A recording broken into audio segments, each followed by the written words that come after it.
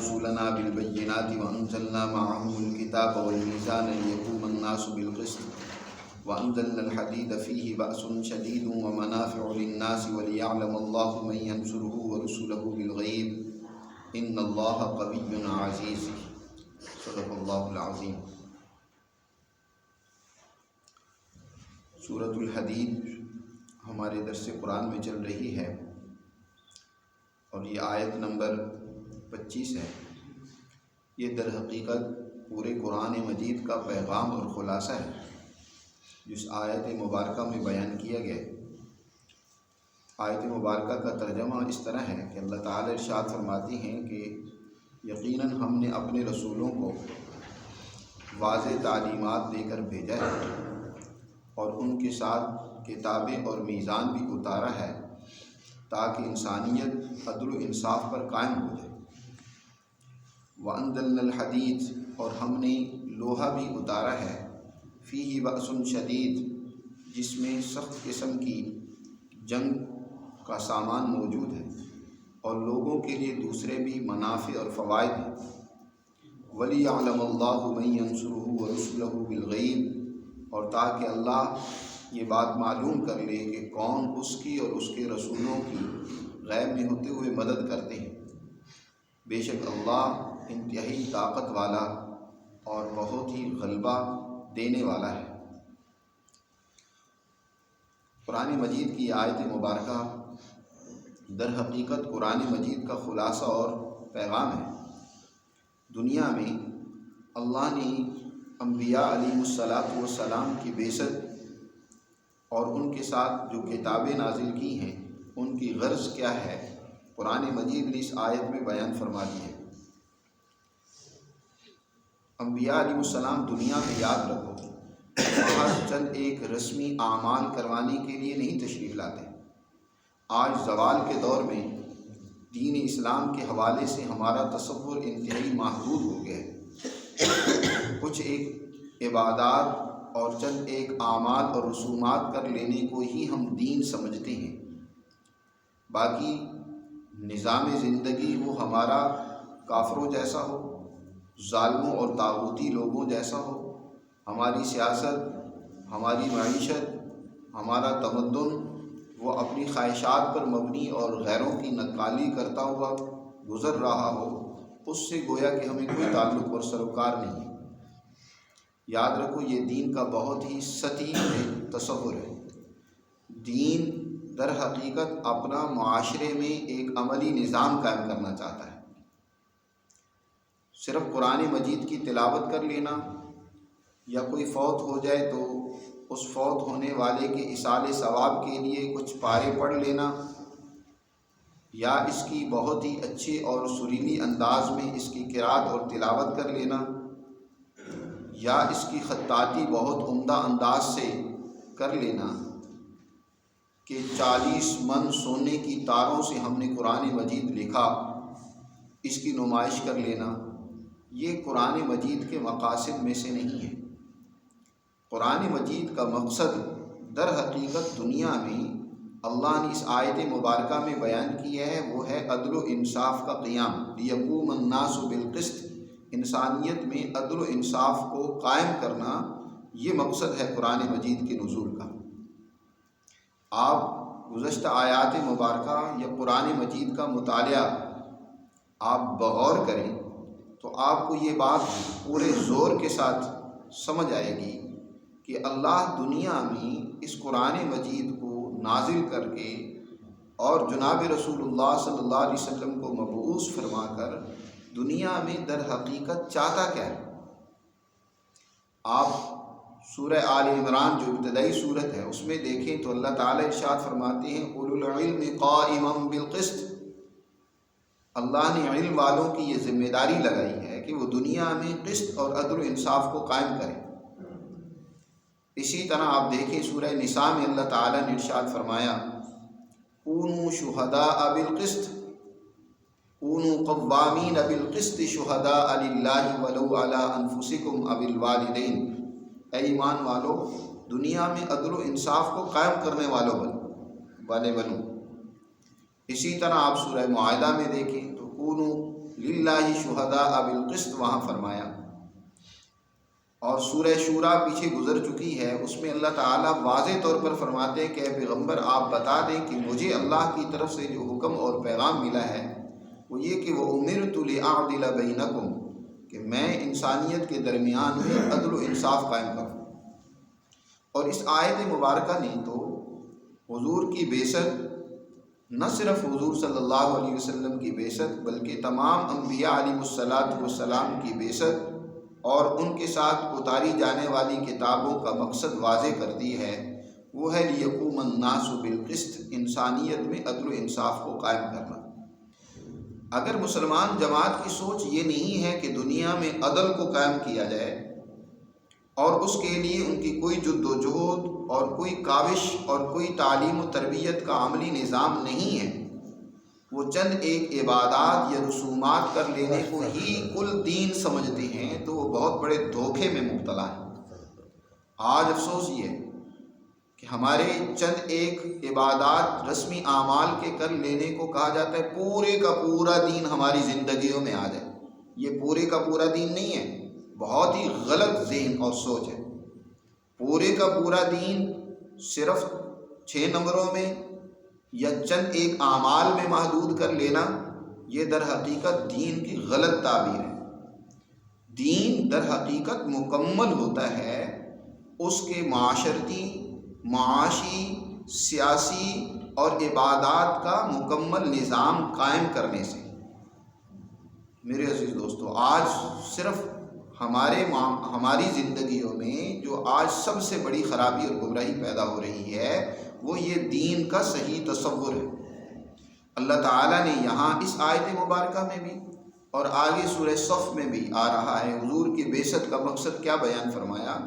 وَالَّذِي أَرْسَلَ رَسُولَهُ بِالْهُدَى وَدِينِ الْحَقِّ لِيُظْهِرَهُ عَلَى الدِّينِ كُلِّهِ، اللہ وہ ذات ہے جس نے اپنے رسول صلی اللہ علیہ وسلم کو دین حق دے کر بھیجا ہے تاکہ اس کو دنیا کے تمام ظالم باطل نظاموں اور دینوں پر غالب کیا جائے، قائم کیا جائے۔ دنیا میں عدل و انصاف کے نظام کو، اس دین حق کو قائم کرنا۔ سورہ معاہدہ میں اہل کتاب کے متعلق اللہ نے یہ بھی بیان فرمایا، یا اہل الکتاب لستم علی شیء حتی تقیموا التوراۃ والانجیل وما انزل الیہم من ربہم، اے اہل کتاب تمہاری کوئی حیثیت نہیں، تم دین کے حوالے سے کسی درجے میں نہیں ہو اگر تم تورات کا اور انجیل کا نظام نہیں قائم کرتے۔ لستم علی شیء حتی تقیموا التوراۃ والانجیل وما انزل الیکم من ربکم، جو تمہارے طرف اللہ کا پیغام اتارا گیا ہے، جب تک تم اس کا نظام نہ قائم کرو تو تمہارا کوئی مقام و مرتبہ نہیں۔ اگر یہی بات آپ تورات و انجیل کی جگہ پر رکھ کر قرآن والوں کو رکھ کر آپ مخاطب بنائیں کہ اے قرآن والو، جب تک قرآن کا عملی نظام قائم نہ ہو اس وقت تک تمہاری کوئی حیثیت نہیں۔ ہم مانیں تو قرآن مقدس کی سچائی اور حقانیت کو، لیکن ہم عملی طور پر زندگی گزاریں نظام ظلم کے تحت، اس نظام استحصالی کے تحت جس کے اندر نہ تو غریب کو اس کا حق ملے، نہ مزدور کو اس کی محنت پوری ملے، نہ کسان کو اس کی اجرت کا معاوضہ اور اس کی محنت سے حاصل ہوئی مال اور اس کی دولت کا اس کو پورا معاوضہ ملے۔ جہاں انسانیت پر ظلم ہوتا ہو، ایک صرف طبقہ جو سرمایہ دار ہے، پہلے جاگیردار تھا، ایک مخصوص طبقہ جو کسی طرح بھی یہ نہیں چاہتا کہ دنیا میں عدل و انصاف کا نظام قائم، ان کے مفادات اسی نظام سے وابستہ ہیں، اس لیے وہ دین کی تعبیر بھی اپنی مرضی کی کروائیں گے اور صرف چند ایک اعمال اور عبادات پر ہی انسانیت کو کانے رہنے کی ترغیب و تعلیم دیں گے۔ دین کا عملی نظام قائم کرنے کی وہ کیسے اجازت دے سکتے ہیں یا وہ کیسی کوشش کر سکتے ہیں، کیونکہ ان کے مفادات اس غلط نظام اور سسٹم سے جڑے ہوئے ہیں۔ اس لیے قرآن مجید اس آیت مبارکہ میں یہ بات سمجھانا چاہتا ہے کہ لقد ارسلنا رسولنا بالبینات، کہ ہم نے اپنے رسولوں کو بینات یعنی واضح تعلیمات دے کر بھیجا۔ بینات اس سے مراد اگر معجزات لیے جائیں تو دوسری آیت جو اللہ نے حضور صلی اللہ علیہ وسلم کے بارے میں بیان فرمائی ہے هو الذی ارسل رسولہ بالہدی ودین الحق، اس میں ہدا اور بینات ایک ہی چیز ہے، یعنی خود حضور کا سب سے بڑا معجزہ یہ قرآن مجید ہے جو تا قیامت حضور صلی اللہ علیہ وسلم کی سچائی اور حقانیت کو بیان کرتا رہے گا۔ تو بینات قرآن ہی ہے جو الہدا کے صورت میں اللہ نے دوسری جگہ پر بیان فرمایا کہ ہم نے الہدا دے کر آپ کو بھیجا، یعنی قرآن دے کر بھیجا۔ وَأَنزَلْنَا مَعَهُمُ الْكِتَابَ، اور ہم نے ان کے ساتھ الکتاب کو نازل کیا۔ الکتاب اسی بینات کی گویا کی تفسیر ہے۔ تمام انبیاء علیہ السلام پر کتابیں نازل ہوئیں، حضور نبی کریم صلی اللہ علیہ وسلم پر قرآن مقدس نازل ہوا۔ اور والمیزان، اور میزان ہم نے اتارا۔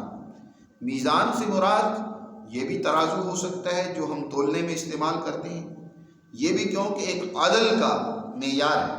عدل ترازو کے درمیان میں وہ جو کیل ہوتی ہے اس کو بالکل سیدھ میں ہونا چاہیے، وہ کسی طرف بھی جھکی ہوئی نہ ہو۔ جس طرف جھک جائے گی گویا اس طرف آپ نے پلڑا وزنی کر دیا، دوسری طرف کو جھکا دیا۔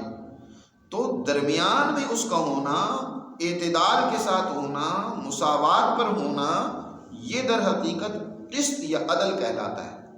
تو دنیا میں انسانیت کے درمیان معاملات کے حوالے سے، معاشی امور کے حوالے سے مساوات کا قائم ہونا، ہر ایک کو اس کی محنت کا پورا معاوضہ ملنا جی، اور جو کسی پر زیادتی کرتا ہے تو اس زیادتی کا اس کو پورا بدلہ ملنا، نہ وہ ظلم کرے نہ اس کے ساتھ ظلم، یہ ہے میزان۔ اور اگر میزان بمانے عقل کے بھی آتے ہیں کہ ہم نے انسانیت کو عقل دے کر دنیا میں مبعوث کیا ہے، اللہ نے اس انسان کی جو فضیلت و اہمیت رکھی ہے وہ اس کی عقل کی بنیاد پر ہے۔ حیوان سے یہ ترقی یافتہ مخلوق ہے، اس میں اللہ نے عقل نہیں پیدا کی جو انسان میں اللہ نے پیدا کی ہے۔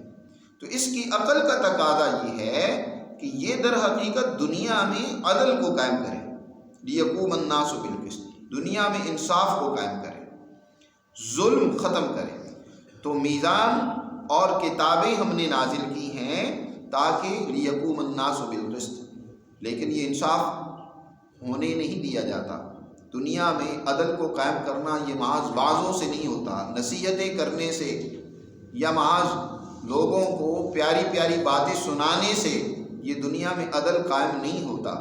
عدل کے راستے میں بڑی رکاوٹیں ڈالنے والے دو طبقے ہوتے ہیں، اس وقت کا سرمایہ دار اور جاگیردار بھی اسی میں شامل ہیں، اور وقت کا حکمران طبقہ جن کے مفادات اس نظام سے وابستہ ہوتے ہیں، یا جو سرمایہ دار ان کے مفادات وابستہ ہوتے ہیں، تو وہ یہ نہیں چاہتے کہ دنیا میں عدل و انصاف کو قائم کرے۔ تو ایسے لوگوں کی سرکوبی کے لیے، ظالم طاقتوں اور قوتوں کی سرکوبی کے لیے اللہ ارشاد فرماتے ہیں ہم نے لوہا بھی اتارا ہے۔ وَأَنزَلْنَا الْحَدِيدَ، ہم نے لوہا بھی پیدا کیا ہے کہ فِيهِ بَأْسٌ شَدِيدٌ، جس کے اندر سخت قسم کی جنگ، اس کو بطور جنگ استعمال کیا جاتا ہے۔ پہلے دور کے اندر تلوار، نیزہ وغیرہ، بندوق ہو، یا آج کے دور کے جو آلات ضرب ہیں وہ بھی در حقیقت اسی لوہے کے اندر رد و بدل کے نتیجے میں پیدا ہوتے ہیں۔ تو ظالم طاقتیں جو عدل کے راستے میں رکاوٹ ڈالنے والی ہیں ان کا سر کچلنا ضروری ہوتا ہے۔ اس لوہے کے اندر اور بھی فوائد ہیں، اصل مقصد تو اس لوہے کا یہی ہے، لیکن دیگر فوائد بھی ہیں۔ مثلا تم اسی لوہے سے توا بنا لیتے ہو، پھوکنی بنا لیتے ہو، چمٹا بنا لیتے ہو، اور بے شمار ضرورت کے سامان بنا لیتے ہو، تو یہ بھی تمہارے فائدے کی چیزیں ہیں، ومنافع للناس، اور فائدے کی چیزیں اس کے لیے تمہارے لیے، لیکن مقصد اصلی یہ نہیں ہے۔ اور اب اللہ نے یہ چیزیں کتاب مقدس نازل کر دی جس کے تحت دنیا میں عدل و انصاف کا نظام قائم، اور دیگر تمہارے اندر عقل و عمل کی صلاحیتیں پیدا کر دی ہیں۔ اب اللہ یہ چاہتا ہے، دیکھنا چاہتا ہے کہ مَن يَنصُرُهُ وَرُسُلَهُ بِالْغَيْبِ، کون اس کے دین کی اور اس کے رسولوں کی مدد کرتا ہے۔ دوسری جگہ پر اللہ نے ارشاد فرمایا کونوا قوامین، اے ایمان والو کونوا انصار اللہ، اللہ کے مددگار بن جاؤ، یعنی دنیا میں اللہ کے دین کو قائم کرنے والے بن جاؤ۔ اللہ کے دین کا نظام قائم کرنے والے بن جاؤ، اللہ اور اس کے رسول کے مددگار بن جاؤ۔ تو اللہ یہ دیکھنا چاہتا ہے کہ من ینصرہ ورسولہ بالغیب، کون اس کی اور اس کے رسولوں کی غیب میں ہوتی ہوئی مدد کرتا ہے۔ اللہ کے سامنے تو نہیں ہے، لیکن اللہ یہ دیکھ رہا ہے کہ کون در حقیقت دنیا میں اللہ کا دین قائم کرنا چاہتا ہے۔ اور یہ مت بھولنا، سب سے بڑی طاقت و قوت تو اللہ ہی کی ہے۔ ان اللہ قوی عزیز، کسی طاقت والے سے مروب نہیں ہونا۔ دنیا میں بڑی قوتیں اس وقت موجود ہیں جو اپنا نظام قائم کرنا چاہتی ہیں، بظاہر پروپیگنڈا کریں گے ہیومن رائٹس کے کہ ہم دنیا میں انسانی حقوق قائم کرنا چاہتی ہیں، لیکن اس کے پس پشت در حقیقت وہ اپنے نظام کو قائم کرنا چاہتے ہیں۔ تمہارے لیے ضروری ہے کہ تم نے دنیا میں اللہ کے اس نظام کو، عدل و انصاف کو قائم کرنا ہے۔ اے مسلمانوں، اس لیے تمہارا بھروسہ اور اعتماد اللہ کی ذات پر ہونا چاہیے، جو سب سے بڑی طاقت و قوت والی ذات ہے۔